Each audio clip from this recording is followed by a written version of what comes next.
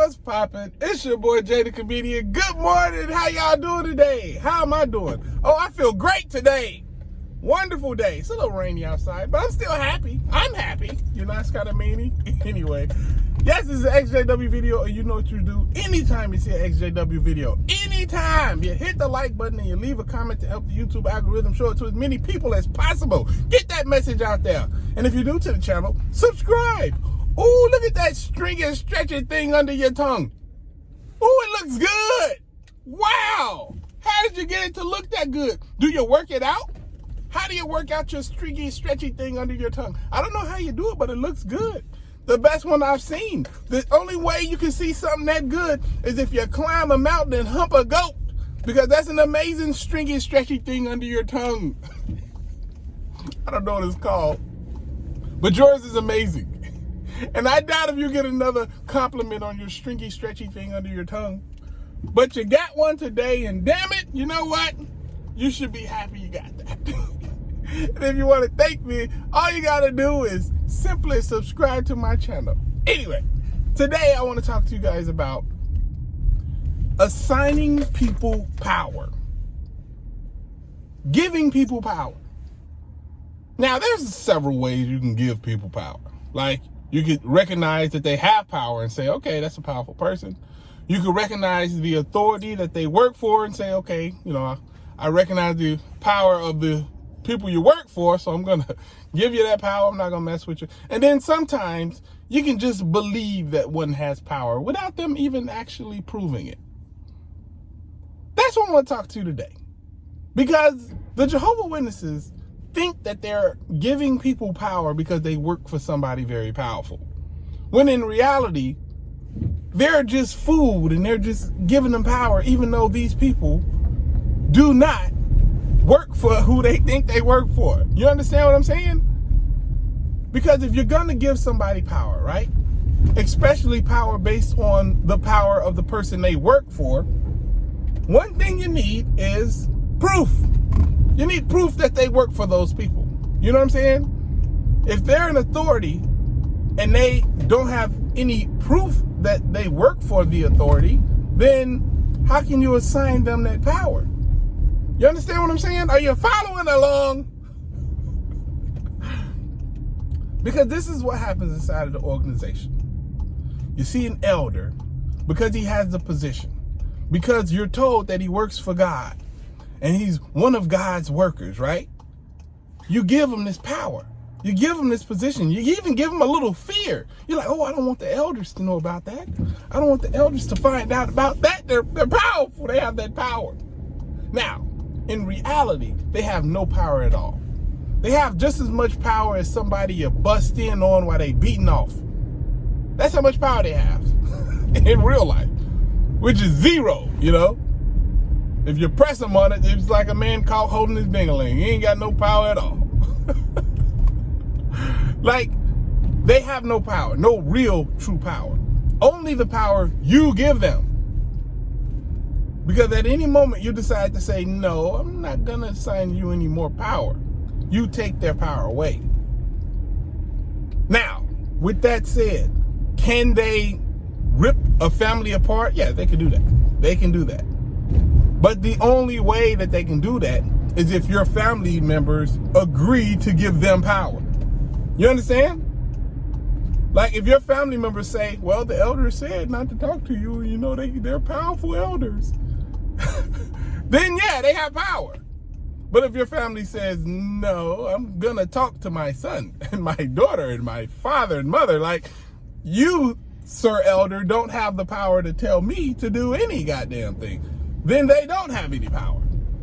Same thing for the governing body. But they're the governing body. They're God's people. God put them there. Really? Did he really? Did he really put them there? Like, I want to know. Did God come down and say, Tony Morris, leave, put that damn liquor down and get inside of my organization? We need guidance. They put this crazy ex-military guy in the leadership position in God's organization. This guy who obviously has PTSD issues, among a drinking problem, and put him as a leader inside of God's organization. that makes sense to you somehow. Okay. This is the thing in life. If a person came up to you, right, dressed like me, driving my car, and I just pull you over, I put my head out the window and I say, woo, woo, woo. You're like, what the hell is that guy's problem behind me? And you pull over, and I get out the car and I say, license, registration. I need to know who you are and where you're going. I'm a law enforcement officer of the law. You'd look at me and you'd say, if you don't get the hell away from my car, I'm going to call an actual enforcer of the law and have them beat the hell out of you, deservingly. That would be your reaction, because I at no point prove that I'm a member of the authority, that I work for the authority, that I have been assigned this power. I haven't proved it at all. So why would you believe that I have any power at all? Why would you even pull over? Like, you're crazy for even pulling over. But the point is they should have to prove something. You can't just give people that type of power over your life, and they haven't proven that they are who they say they are, or they work for who they say they work for. If you want to believe in God, great, believe in God. If you want to believe in the Bible, great, believe in the Bible. This would probably help you figure out if they really work for the person that they say they work for. Because according to the Bible, in certain parts, God is loving and kind. I mean, there's also parts where he's not loving and kind at all. But if you want to believe in a God and worship a certain God, the God that's in your mind, the one that's loving and kind and forgiving and wants the best for you and the people around you, that God right there, you think he's sitting up here like, hey, you're defending people that hurt kids. Yeah, I'm with that. Do you think that God would be like that? Or would that God fire them immediately? Like, hey, look here. Don't tell people you work for me. Don't tell people you're doing stuff on my behalf, because I don't get down like that, gentlemen.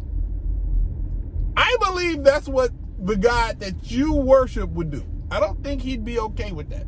I don't think he'd be okay with them in court every day fighting tooth and nail to keep money whilst hurting people, destroying lives. Does that make sense to you? I wouldn't buy into that. I wouldn't buy that stock, baby. Dogecoin to the moon. But I wouldn't buy that stock, because that sounds crazy to me. That makes no sense at all. And you know what? As long as you give them power, as long as you recognize them as any type of authority, then they have power. That's all you have to do, is recognize it. It's like fairies. As long as you believe in fairies, then you know what? They exist and they have power. They don't exist. They don't have no damn power. But I believe, and if I believe, they have power. That's what the Jehovah Witnesses are, basically, the leadership. They have power because you believe they have power. They don't really. As long as people stop doing what they say, they'll be just fine. You're sitting up there and you want me to believe that God wants to destroy you for sleeping with another person consensually. God would want to destroy you for doing that. Like, really? Because it's not like you're doing something that's not necessary to preserve the species. Like, everybody do it, but for some reason when a human does it and they're not married, then it's a horrible, horrible sin that God could barely forgive. Like, that makes sense to people. How? Like, it's not even something that you're doing that's outside of the scope of what's normal. Like, I find people that like seagulls like out of the scope of what's normal. Like, people should hate seagulls, just like me. Okay, I might be outside of normal on that. But seriously though, seriously, you're not doing anything that's outside of the norm.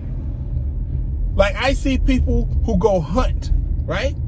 They'll shoot a giraffe right in the head, shoot an elephant. Boom, take that, elephant. I want your trunk.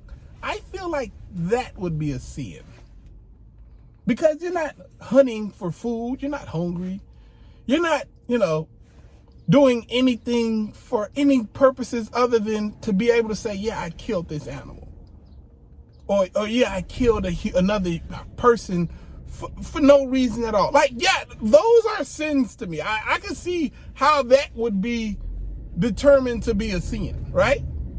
Because nobody really wakes up like, oh man, I could really kill an elephant today. Like, no, you have to plan that, and you have to really like reach another level. Like, I don't think I could personally do that, you know? And there's animals I do not like. Like, I'll kill a wasp down to the last one, but you know what I mean? Like, those I feel like are sins. But to sleep with another consenting adult, how is that a sin? It's your body perfectly made and urging yourself to do that. How is that a sin? I can understand, like, maybe you ain't got as much discipline as you need. Because, yeah, if you're in a relationship with somebody, especially if you're, like, married, then, yeah, you're going to have to fight them urges, my G. Like, the urges going to be there, but you're going to have to fight them. You're going to have to be good enough of a human being to fight those urges.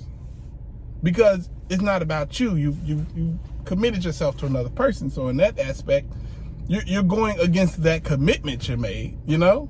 But if you're like, well, when you got baptized, you made a commitment. Really? Did you really? Because a lot of people got baptized before they were even having those urges. You know what I mean?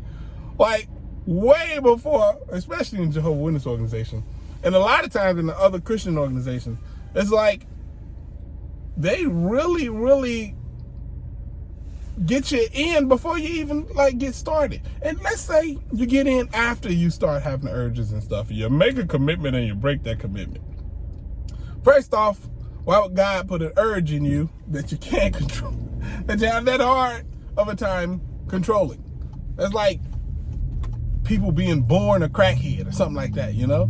Like, damn, why did I have to be born addicted to crack? Why didn't I have to, you know, if I would have just tried it, then yeah, I get it. But I didn't even try it. I was just born this way, you know? Like, the urge is in you already.